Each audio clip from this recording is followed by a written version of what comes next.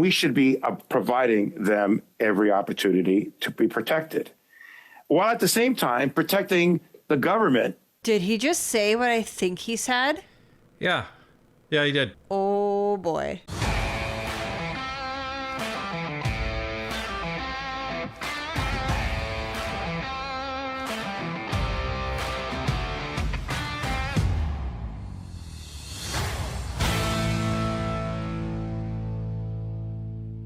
Welcome back to Northern Perspective, everyone. I'm Cypher. And I'm Fox. After Andrew Scheer and Michael Barrett announced to the press that they would be putting forth a motion to force GC Strategies back to committee, they were true to their word when an afternoon session of the Standing Committee for Government Operations took place on the afternoon of February 20th, and the Liberals were in full panic mode. Let's take a look. Thank you very much, Mr. Chair. I'd like to move a motion that I'll just provide a little bit of context for before I move it. A little bit of a recap of what brings us here today to the motion that I'd like to propose, and it has to do with the ArriveCan app and some of the shocking revelations that we've heard from the Auditor General and her findings. To back up, during the pandemic, this was decided to bring in, the government decided to bring in an app for Canadians, forcing Canadians to use this app to document their crossing the border into Canada. It should have cost just around $80,000. Instead, so far, the Auditor General has concluded that it is at least $60 million in costs attributed to that. And that's based on what she can find. Point of order, Mr. Chair. Yes, Mr. Kuzmierczuk. Yes, I would appreciate it if my honorable colleague would ground his statement in fact, not fiction. It's not a point of order. And exaggeration. So again, I think it's important that we ground our discussions here. I know he's new to this committee, but I'd appreciate that he would ground his arguments and interventions in fact. What a jerk! Oh my goodness! I can't believe that. Actually, maybe I should. I love Genuous. Genuous just comes across as, that's not a point of order. But wow, dude, this is literally what the Auditor General said. Already the Liberals are just, they can't help themselves. They cannot help themselves but trying to interfere with this. This is something else. Thank you, Mr. Kuzmierczuk. Is your hand up on this point of order, Mr. Generous, or can we proceed? No, I was raising it to be added to the speaking list, and this is clearly not a point of order, just a dilatory tactic, so I think... Thank you. We'll go back to Mr. Scheer, please. Yeah, just to let the record show that the Liberal MPs are now calling the findings of the Auditor General fiction. Oh. Snap. Oh. How do you like that, Kuzmierczuk? That's yeah. That was a beautiful retort. Well, and the fact that Kuzmierczuk is talking down to Andrew Scheer. Dude, Andrew Scheer is a former leader of the Conservative Party. He is a former leader of the official opposition. He is a former Speaker of the House. He's been around.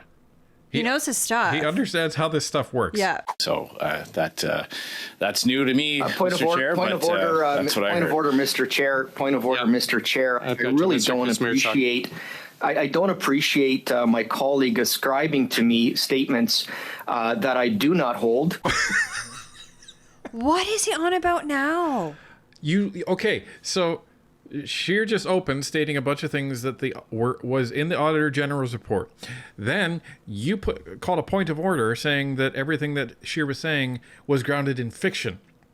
And then Andrew Scheer said, well, let the record show that the Liberals are saying that everything that in the Auditor General's report is fiction. And now you're saying, well, that's, why are you saying things that I didn't say when you literally just said it was a work of fiction? Oh my gosh, does Kuzmierczuk even have two brain cells to rub together? Like, he doesn't understand the implications of what he said, and that Andrew Scheer is correct. He just opens his mouth and words come out. You just said it. Please. I asked that he, no. I said that you should stick to facts, not fiction, not the Auditor General, whose recommendation. On that point of order, Chair. Point of order. Okay. Mr. Barrett, and then hopefully we can get back to Mr. Scheer. Chair, wants and feelings. I'm just wondering if we can point to those in the standing orders, or if we're just going to, or if these are indeed dilatory tactics, and Liberal members should restrain themselves. Jeez. Wow. We're not even 5 minutes in, and this is just descended into chaos because the Liberals are so scared of this motion. You know what I love about the Conservatives? They'll tell you you're an idiot, and they'll do it in such a way that you don't realize that they're calling you an idiot. Yeah, they do it in the most polite and articulate way. They use words that an idiot wouldn't understand. Right. Like wants and feelings. Right. That's a call out to facts don't care about your feelings. And you may not like what's in the Auditor General's report. It doesn't mean that it's fiction. You may not have wanted it to happen because your entire party voted against it, but it doesn't mean it's fiction.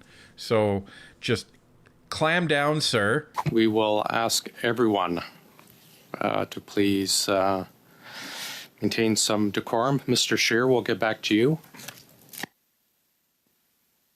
I was just for the record, I was quoting the Auditor General from her appearance just this morning. But basically, what we're dealing with is $20 million worth of contracts going to GC Strategies. The Auditor General has told us and told committees that there was not documentation around decision making, that there was a non-competitive process that was pursued, there was an accountability void, and these costs clearly ballooned from $80,000 to $60 million.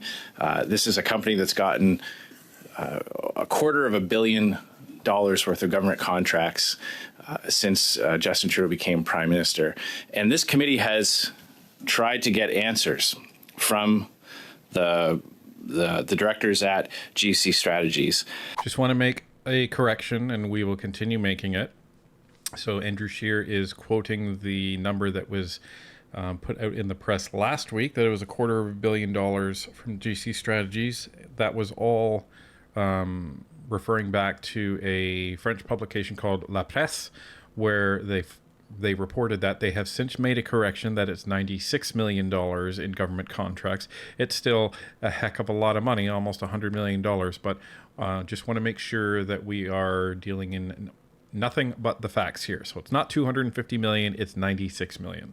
And they have ignored two summons. So this committee has summoned them to come and testify. This committee has similar powers to that of a court of law, and parliamentarians are entrusted to provide answers and transparency on behalf of Canadians, especially when it comes to tax dollars. When the government forcibly takes dollars out of the pockets of Canadians and decides to spend it, taxpayers have a fundamental right to know where the money went, why it was spent, and whether or not all the rules were followed. The Auditor General has raised major red flags. I mean, the language that she used in her report, her testimony today in committee, these aren't just findings of sloppiness or some I's not dotted and T's not crossed. She has exposed monumental levels of mismanagement on this. So I'd like to propose the following motion. Given the seriousness of the fact that the summons have been ignored, that these officials at GC Strategies have not come to answer on what they did with taxpayers' money, how invoices were accumulated, who signed off on these types of expenses, and whether or not the work was actually done. These are important questions that Canadians absolutely have a right to know. And based on the statements of MPs of all parties in the House, I believe that this should be a very straightforward motion that we should be able to accept very quickly, because it touches on the collective rights of parliamentarians, not for ourselves, not as individuals, but with the responsibility entrusted to us from Canadians. And therefore, I believe that we should all support this common sense motion to ensure that when a parliamentary committee demands somebody come and testify to answer for how they spent Canadian tax dollars, that those summonses are respected, that the law is followed, that the proper process and protocols are adhered to. So therefore, Mr. Chair, I would like to move that the committee report to the House that, given that, one, GC Strategies owners, Kristen Firth and Darren Anthony, were issued summonses on November 2nd, 2023, compelling their appearance before the committee on December 5th, 2023, and refused to testify. And new summonses were issued for them to appear by February 9th, 2024. And again, GC Strategies owners refused to testify before the committee. Two, the Auditor General revealed that GC Strategies received nearly $20 million in government contracts on ArriveCan alone, double what was originally projected. Three, the Government of Canada has $250 million in contracts with GC Strategies listed on its website, but claims they cannot confirm the accuracy of this amount as the website is prone to error, casting further doubt on how much this two-person IT company has received since the company formed in 2015. And four, the RCMP is investigating contracting links to ArriveCan and has met with the Auditor General concerning her findings in the ArriveCan audit. The committee recommend that an order of the House do issue requiring Christian Firth and Darren Anthony each to appear before the Standing Committee on Government Operations and Estimates at dates and times determined by the chair of the committee, but within 14 days of the adoption of this order, provided that if the chair of the committee informs the Speaker and the Sergeant-at-Arms in writing that one or both have failed to appear as ordered, A, the Sergeant-at-Arms shall take Christian Firth, Darren Anthony, or both of them, as the case may be, into his custody for the purposes of enforcing their attendance before the committee at dates and times determined by the chair of the committee, for which the Speaker shall issue his warrant accordingly.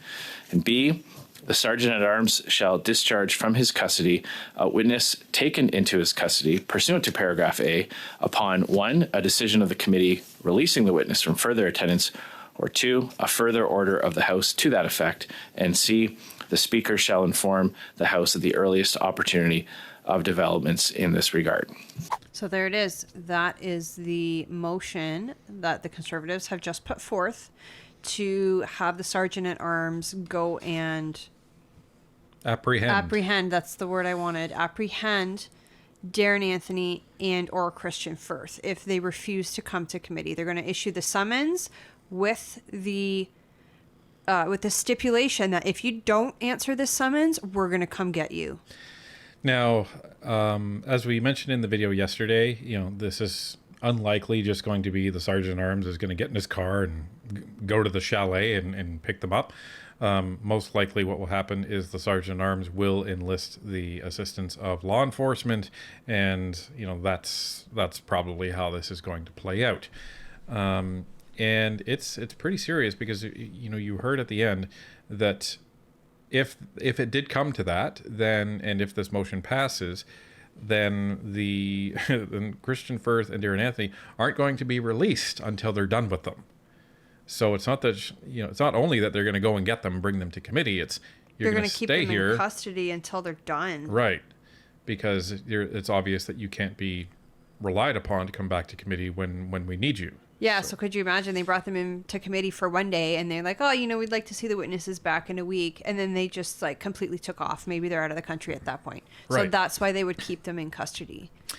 So very, very interesting, very powerful. Not an unprecedented motion. As we mentioned yesterday, it has occurred on multiple scenarios. But it hasn't occurred for over 100 years in this manner. Yeah, in this exact manner. Yeah, witnesses have been compelled to testify. Witnesses have been removed from prison in order to testify. In the last 10 years or so.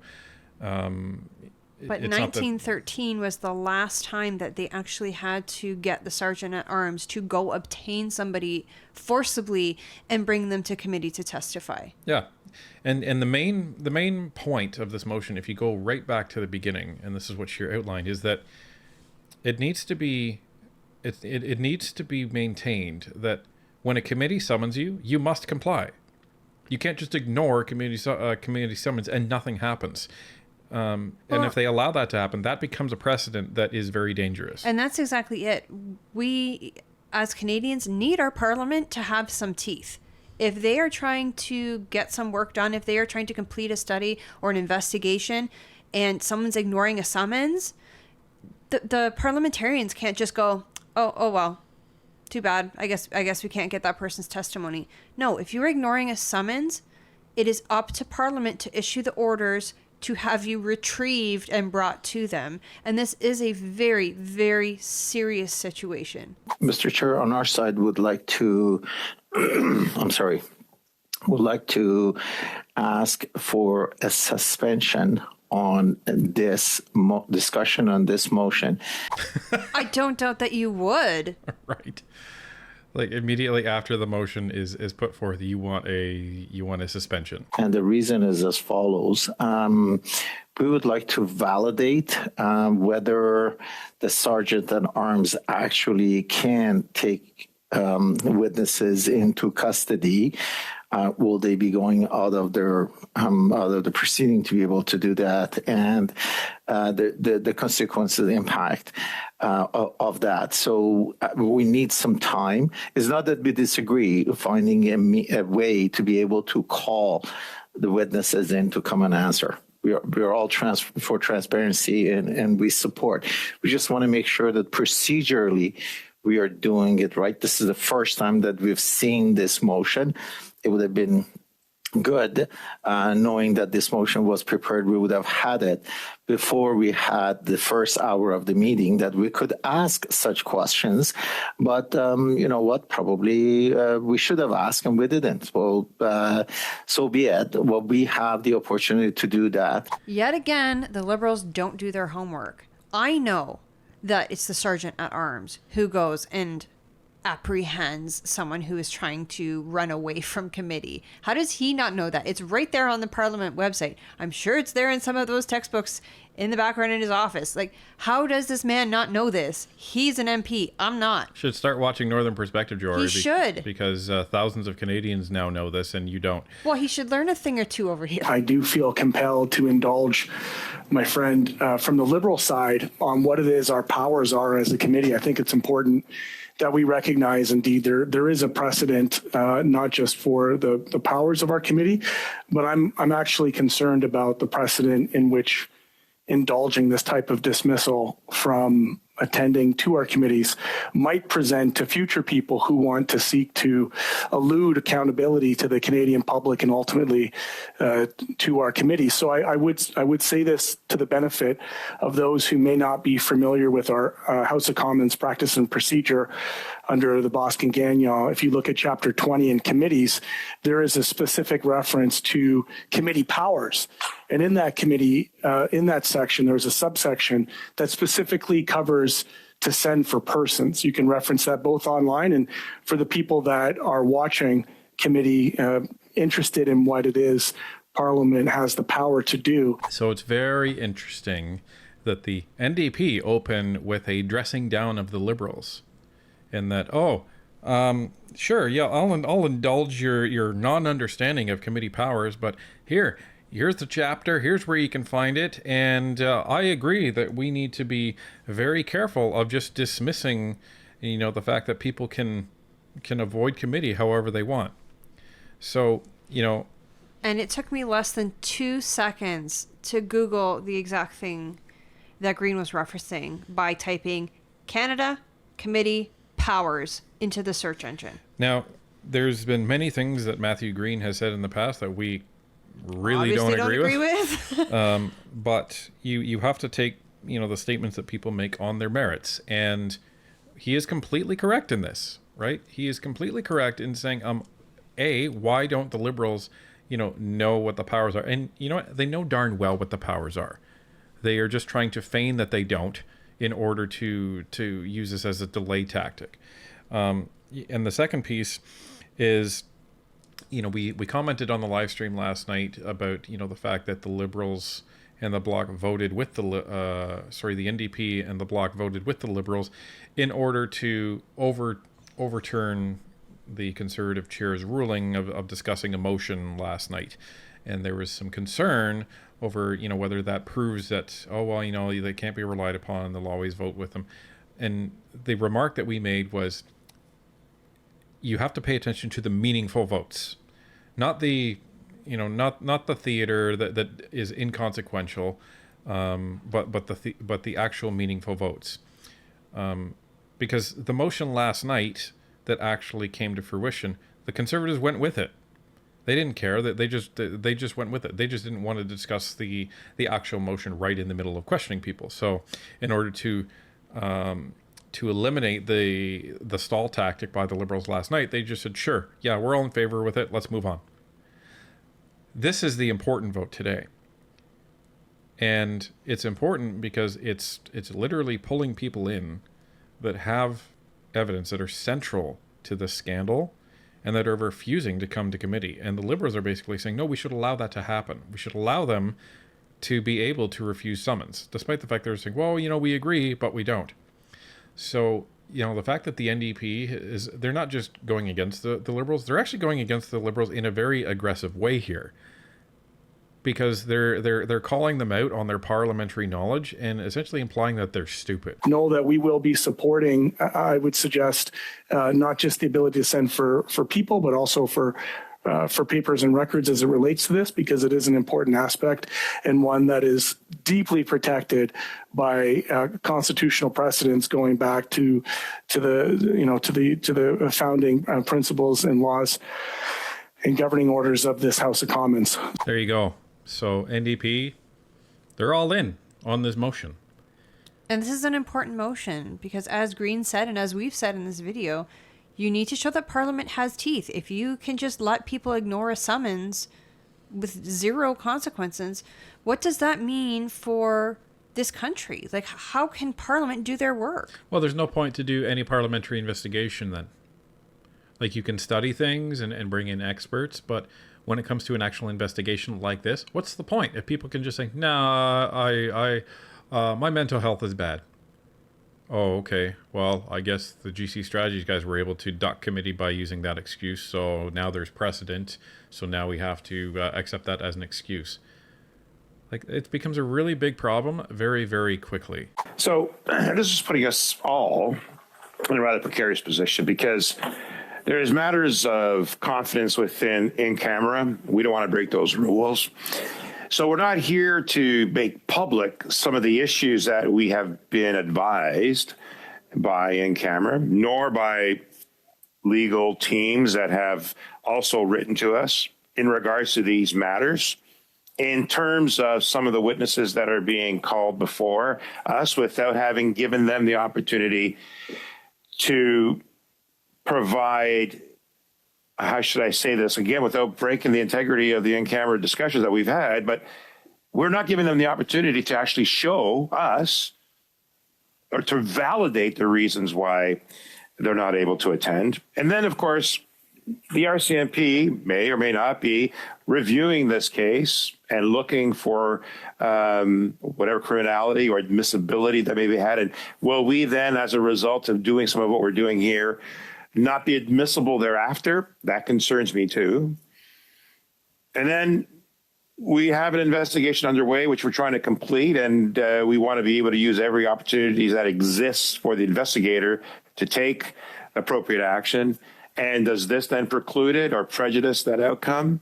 Possibly. So the only point to consider within what Sousa is saying, and we don't know the answer to this, is could anything that is coming up at committee compromise the RCMP investigation that is allegedly happening? We don't know. It would seem strange to me that it would, but I don't have expertise on this, and we've actually reached out to someone to try and get some clarity on that. One of the things that had crossed my mind is, well, Brock is a former Crown prosecutor. Shouldn't he know? And it's possible, yes, he does. But to get a more independent and objective opinion, we've reached out. So we're hopefully going to get an answer on that, and maybe do a short video on that, or at least include that answer in a future video. But that is something that does need to be considered in all of this, is if that is a possibility, then they need to be careful, because the last thing you would want is to have evidence and testimony brought up at committee that then is rendered inadmissible in a criminal investigation which could actually serve to hold these guys accountable and put them behind bars. So it's important, I think, we take a pause and suspend this issue until we have greater understanding, even from the RCMP, in terms of the implications of what may be put forward here today. It's important for us to suspend because I know people want to make possible amendments to this motion to provide greater understanding and clarity and protection of certain witnesses, right? They have that right. And we should be providing them every opportunity to be protected, while at the same time protecting the government and the committee members. Did he just say what I think he said? Yeah, he did. Protecting the government. What does the committee have to do with protecting the government? What is wrong with you? Why? But wait. Why does the government need protecting? Right? That's the bigger question here. That's the main question here. Oh boy. Point of order, Mr. Chair. Point of order. Yeah, sorry, Mr. Sousa, wait one moment. I just want to make sure I heard that correctly. Mr. Sousa just said the role of this committee is to protect the government. I absolutely reject that. The role of this committee is to find out what happened to taxpayers' money. Wow. Amazing. Yeah. Thank you, Mr. Scheer. Like, just, Freudian slip there, Sousa. Wow. Thank you, Chair. Much of what Mr. Sousa said doesn't make any sense. And just a couple points on that. I mean, number one, Mr. Sousa is very familiar with instances of government scandal. He was part of a government in Ontario during which a gas plant scandal occurred in which people went to jail. And I think he should appreciate the importance of parliamentary committees being able to do their work and get to the bottom of what happens.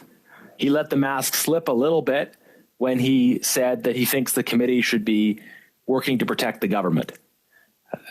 That is not the role of parliamentary committees. The role of parliamentary committees is to Point of order, Mr. Speaker. Point of order. I don't like that you're reading back what I said. It's taken out of context, man. That's not fair. I suspect this will not be a real point of order. It's a point of order. I mean, Mr. Speaker, you said something Go that I ahead, didn't Mr. say. Sousa. Yeah, You don't- I did not. On your I did point of not order? say that. A point of order. Just to correct the record, I did not say that. No, that's not a point of order. Correcting the record, I'm pressing a page. It's not I will factual. decide that, You're Mr. not- Generous and Mr. Sousa. Thanks for your comment, Mr. Sousa. It's not a point of order, but Mr. Generous, go ahead. This is the second liberal in the same meeting that said, "Oh, you're saying things I didn't say." You did. You literally did. These guys have zero accountability for the words that come out of their mouths. We've had multiple different witnesses make excuses, not just one. Where we've had various instances of these excuses being made. These two people, Christian Firth and Mr. Anthony, are at the center of this scandal. Their testimony is vitally necessary for this committee to be able to do its work, and no excuse has been supported by any kind of evidence or documentation. It's time to just stop this charade of more excuses and more asks. It's hard to argue with that. Is that these guys are literally at the center of this. They would know a lot. And I was also thinking, so would the Conservatives not have legal counsel advising them on whether bringing certain witnesses and getting certain testimony would compromise the RCMP investigations? I'm not sure, but I mean, enough of them in committee are attorneys. I mean, Brock, Cooper, when he comes and sits on this committee. So, something to note, and I think maybe I can kind of, answer my own question, because the other day, during the in-camera session, when everything was kind of being amended, there was some changes made to the OGO, which is what this committee is, Standing Committee of Government Operations, the OGO agenda. And during committee business, they actually had somebody or two people come in to have a discussion. Michelle Bedard, law clerk and parliamentary counsel, and Marie-Sophie Gauthier, legal counsel. So I think I just answered my own question. They do. So it's not just the Conservative Party; it is it's the committee itself. They have actual legal professionals to bring in to ask questions and to make sure that they are operating within the confines of the law. So I would hope that A, recommendations are being made if they need to be made, and two, that the Conservatives are heeding that advice. If they're not, that's a completely different discussion. But again, we don't know what is being said. We don't know what is being recommended. And that's why we're kind of trying to get some of our own independent answers. We can make assumptions, but assumptions are they're not worth the paper that they're written on. Thank you very much, Mr. Chair.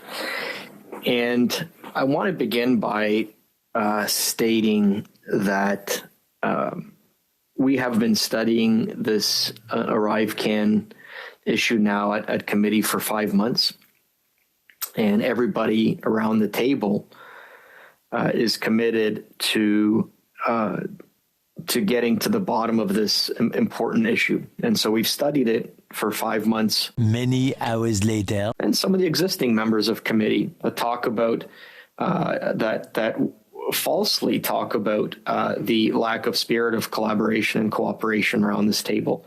I think the facts speak to the absolute opposite, which is that we have been working together. Point of order, Chair. Sorry, Mr. Kusmirchuk, one moment, please. So for those that don't know, Mr. Kusmirchuk has been speaking for about 10 minutes at this point. That's why we cut it out to save you the trouble. Yeah, you're welcome.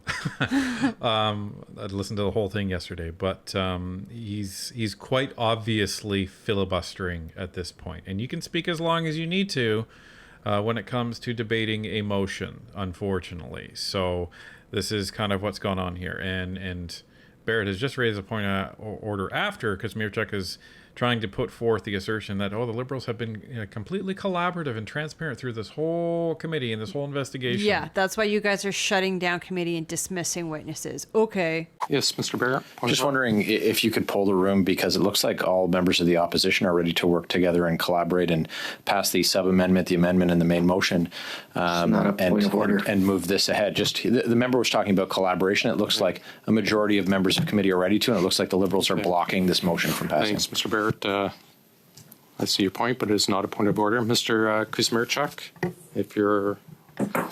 We'll proceed, yes. Sir. And again, Like the illustration of hypocrisy is just brilliant, because the Liberals are, on one side, they're saying, we're trying to be collaborative, but the fact that you're just talking and talking and talking about nonsense, and it really has nothing to do with the motion or the amendment, is actually defeating the point that you just said, that you're trying to be collaborative. Yeah, they're doing the exact opposite of what they claim to be doing. So like always. So that was a great interjection by Mr. Barrett. Not a point of order, because remember, point of orders are procedural in nature. But it was great to call them out on it. hundreds of thousands of pages that we all agreed to needed to be produced to help. 2 hours later. One of the things that we asked for on this Liberal side is that we expand the scope of what we're interested in looking at. Sorry, one moment. And- Sorry to interrupt you, Mr. Kusmirchuk. There's a point of order. Mr. Scheer, please, on your point of order. I just have a procedural question for the chair. If you could just help me understand something. Mr. Kusmirchuk has had the floor for about 20 minutes now. Am I correct in understanding that if he continues talking this out until 4 o'clock, the meeting will be forced to come to an end, and therefore he is blocking this motion from coming to a vote today? At 4 p.m., I won't say everything that you've just said, but at 4 p.m., we are out of resources and we'll be adjourning. So he's effectively blocking this motion from coming to a 4 vote. 4 p.m., we will be adjourning. Mr. Kusmirchuk, floor is back to you. Many unbearable hours later. And I'm sorry to Point of interrupt you, order. Mr. Kuzmierczuk. We have another point of order. Mr. Brock, I've listened if very it's on a carefully. point of order, please. Yes, I've listened very carefully to the words of Mr. Kazmierczuk. He's now repeating himself many times over. So I just want to flag that because clearly his motive is to drag this Okay. out till the Okay. meeting is adjourned, Thank- and therefore we will not get to a vote. Canadians are aware of his strategy. Thank you, Mr. Brock. I'm sure Mr. Kuzmierczuk is aware of what he's going through. Well, That was some very, very veiled shade that Kelly threw at Kazmierczuk at that point. You're like, oh, I'm sure he's aware exactly what he's doing. But we're at about 30 minutes now, folks, of Kuzmierczuk just rambling on and filibustering this to prevent this from coming to a vote because they know all the opposition parties are lined up against them. Yeah, this is the only thing they can do to prevent this motion from passing Today. right now. Yeah, it's going to pass. Well, I should say yesterday because that's when it happened. Yeah, but- it's going to pass, but just not in this session. thank you very much, Mr. Chair. And I definitely take, again, my colleagues, 7 hours later. the other provincial health agencies that it is secure. Mr. That was Kuzmierczuk. $2.4 million. Mr. Kuzmierczuk, I apologize for Yes. interrupting you. First of all, thank you for mentioning the viewers on Parview, all three of them, probably my wife and two kids watching. Thanks for mentioning that. But we are out of time. Is there a willingness to just put the Therefore, question real we quick have no more before we adjourn? resources, so I am adjourning. But thank you very much, everyone. And that's what happened at Ogo yesterday, everybody. Well, I hope Mr. Macaulay knows that it's definitely more than 3 Canadians watching. Yeah, one of those 3 viewers was Northern Perspective, and now that one view is turned into thousands of views because we know that Canadians are very interested in what is going on with the ArriveCan scandal. That is why we are sticking with it, and we are making it known to the MPs of the Conservative Party that tens of thousands of Canadians are very interested in this, and that's why we are covering it, and that's why. I think there's been, a lot more references to people watching because they know, and the Liberals know, that Canadians are paying attention to this. Yeah, you guys can't get away with this forever. And we are watching all of these tactics, and I love that the Conservatives are calling it out, saying Canadians are seeing what the strategy is. Yes, we absolutely are, Mr. Brock. And we welcome all of the Conservatives to continue to point out all this stuff. And the NDP and the Bloc. Call this crap out. Canadians are watching. So this is how it went, everybody. We will continue to follow this. We just saw a update that Cameron McDonald and Tony Utano will be brought back to committee tomorrow. So we will not be doing our live stream tonight because 3 live streams in a row would be far too much for Fox and I. So we will be rescheduling tonight's live stream to tomorrow night. That is February 22nd. Where we will be covering the testimony of the return of Cameron McDonald and Tony Utano. And that should be interesting, to say the least. Stay tuned.